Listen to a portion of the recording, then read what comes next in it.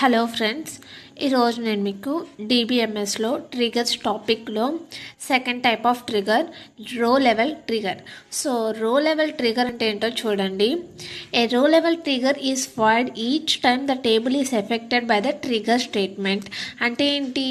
రో level trigger అనేది fire అయినప్పుడు టేబుల్లో ఉన్న ప్రతి రోకి అది ఎఫెక్ట్ అవుతుంది అంట. Each time the table is affected by the triggering statement.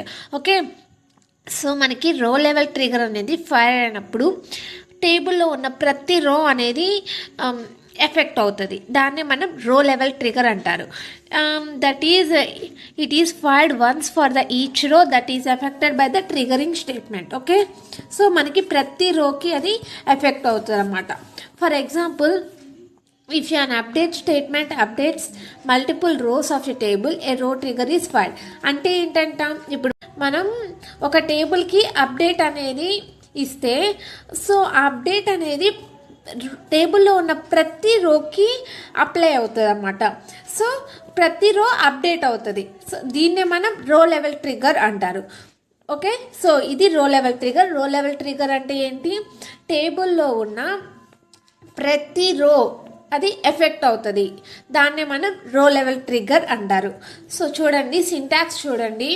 Syntax for రో లెవెల్ ట్రిగర్.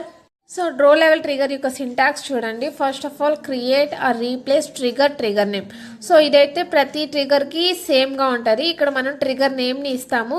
ఇది స్టేట్మెంట్ లెవెల్ ట్రిగర్ అయితే statement level trigger, row level trigger అయితే రో లెవెల్ ట్రిగర్. ఓకే, సో మనం ఇక్కడ నేమ్ అయితే ఇస్తాం. మనకి ఇది రో లెవెల్ ట్రిగర్ కాబట్టి create are replace trigger row level trigger అని ఇస్తాం. ట్రిగర్ నేమ్ ఇవ్వాలి. ఓకేనా? అండ్ బిఫోర్ ఆర్ ఆఫ్టర్ మనం టైమింగ్స్ ఇవ్వాలి. And next, insert update delete. So మనం ఇక్కడైతే ఈవెంట్ని అయితే అప్లై చేయాలి.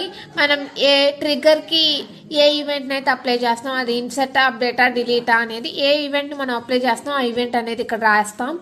ఆ తర్వాత ఇక్కడ మనం ఆఫ్ అని రాసి కాలం లిస్ట్ రాయాలి. ఓకేనా? ఎందుకంటే ఇది రో లెవెల్ ట్రిగర్ కాబట్టి ప్రతి రోకి అప్లై అవుతుంది. ఓకేనా? సో టేబుల్లో ఉన్న ప్రతి రోకి అప్లై అయిపోతుంది కాబట్టి మీరు ఏ కాలంని మీరు ఇన్సర్ట్ చేయాలనుకుంటున్నారో, అప్డేట్ చేయాలనుకుంటున్నారో, డిలీట్ చేయాలనుకుంటున్నారో ఆ కాలం నేమ్ రాయాలి. ఆ తర్వాత ఆన్ అని రాసి టేబుల్ నేమ్ రాయాలి. ఓకేనా? సో ఏ టేబుల్కి మీరు ఈ రో లెవెల్ ట్రిగర్ని అప్లై చేయాలనుకున్నారు ఆ టేబుల్ నేమ్ రాసిన తర్వాత ఫర్ ఈచ్ రో అని కండిషన్ రాయాలన్నమాట. కండిషన్ రాసిన తర్వాత డిక్లేర్ స్టేట్మెంట్స్, బిగిన్ స్టేట్మెంట్స్, అలానే ఎక్సెప్షన్ హ్యాండింగ్, తర్వాత ఎండ్ చేసిన తర్వాత ట్రిగర్ నేమ్ ఇవ్వాలి. రో లెవెల్ ట్రిగర్ కాబట్టి రో లెవెల్ ట్రిగర్ అని రాయాలి. సో ఇలా అయితే మనకి సింటాక్స్ ఉంటుంది ఫ్రెండ్స్. సో ఆల్ ట్రిగర్స్ అయితే సేమ్ ఇలానే ఉంటుంది. కొంచెం చేంజెస్ ఉంటుంది. ఎక్కడంటే మనకి స్టేట్మెంట్ లెవెల్ ట్రిగర్ అయితే ఆఫ్ కాలం లిస్ట్ ఉండదు, అలానే ఫర్ ఈచ్ రో ఉండదు. ఈ రెండు ఉండదు, ఇక మొత్తం సేమ్ అనమాట.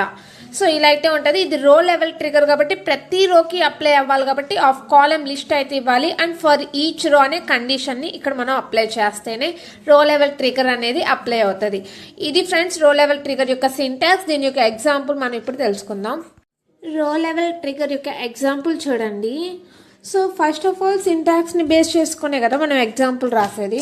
సో చూడండి, ఫస్ట్ మనం ఏం రాస్తాం? క్రియేట్ ఆర్ రీప్లేస్ అని రాస్తాం. సో నేను క్రియేట్ అని రాసి రీప్లేస్ రాయకుండా ట్రిగర్ అని రాశాను. ట్రిగర్ నేమ్ ఏంటి? మనం రో లెవెల్ ట్రిగర్ కాబట్టి రో లెవెల్ ట్రిగర్ అని రాశాను. Okay, create trigger row level trigger. Okay, and after కానీ బిఫోర్ కానీ మనం టైమింగ్స్ ఇవ్వచ్చు కాబట్టి నేను ఇక్కడ ఆఫ్టర్ అని ఇచ్చాను. ఓకేనా? ఇన్సర్ట్ అప్డేట్ డిలీట్లో నేను అప్డేట్ అనే ఈవెంట్ని తీసుకున్నాను. సో అప్డేట్ అని రాశాను. తర్వాత ఆఫ్ అని పెట్టాను. కాలం లిస్ట్ రాయాలి. సో నేను ఎంప్లాయీ టేబుల్లో శాలరీ అనే కాలం తీసుకున్నాను. సో శాలరీ అని రాశాను. అండ్ ఇది ఏం టేబుల్? ఎంప్లాయీ టేబుల్ అని చెప్పాను కదా. ఆన్ టేబుల్ నేమ్ రాయాలి. సో ఆన్ ఎంప్లాయీ టేబుల్ కాబట్టి ఎంప్లాయీ అని రాశాను. తర్వాత నేను రాయాలి for each row. So for each row అని రాసిన తర్వాత నేను డిక్లేర్ స్టేట్మెంట్ని ఈ డిక్లేర్ అనేది ఆప్షనల్ కాబట్టి నేనైతే డిక్లేర్ అనేది చేయట్లేదు, డైరెక్ట్గా కోడింగ్కి వెళ్ళిపోతున్నాను. సో బిగిన్ అని రాసి నేను ఇక్కడ కోడింగ్ ఏమని రాస్తున్నానంటే నాకు ఇన్సర్ట్ ఇంటూ ఎంప్లాయీలో నాకు ఈ employee ID, new salary, actions అనేవి కాలమ్స్ కదా. సో ఎంప్లాయీ టేబుల్లో నాకు employee ID, new salary, actions అని 3 ఉన్నాయి ఫ్రెండ్స్. సో ఆ 3 కాలమ్స్ నేను అప్డేట్ చేయాలనుకున్నాను. ఓకే, ఎందుకంటే మనం ఇక్కడ అప్డేట్ని యూజ్ చేసాం కదా ఈవెంట్. సో ఎంప్లాయీ టేబుల్లో ఉన్న ఎంప్లాయీ ఐడి, న్యూ శాలరీ, యాక్షన్స్ని నేను అప్డేట్ చేయాలనుకుంటున్నాను. సో దాని యొక్క వాల్యూస్ని మనం అప్డేట్ చేయాలి కాబట్టి న్యూ అని రాసాం.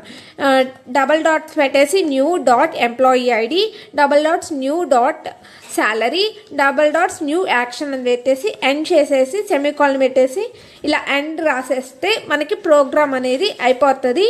సో ఇక్కడ ఇది రో లెవెల్ ట్రిగర్ కాబట్టి ప్రతి రో, సో మన టేబుల్లో ఉన్న ప్రతి ఎంప్లాయీ ఐడి, శాలరీ, యాక్షన్ ప్రతి రో అనేది ఈ అప్డేట్ అనే ఈవెంట్ అప్లై అవుతుంది. ఇది రో లెవెల్ ట్రిగర్ యొక్క ఎగ్జాంపుల్ ఫ్రెండ్స్. సో మీకు ఈ రో లెవెల్ ట్రిగర్ యొక్క ఎగ్జాంపుల్ అర్థమైందా?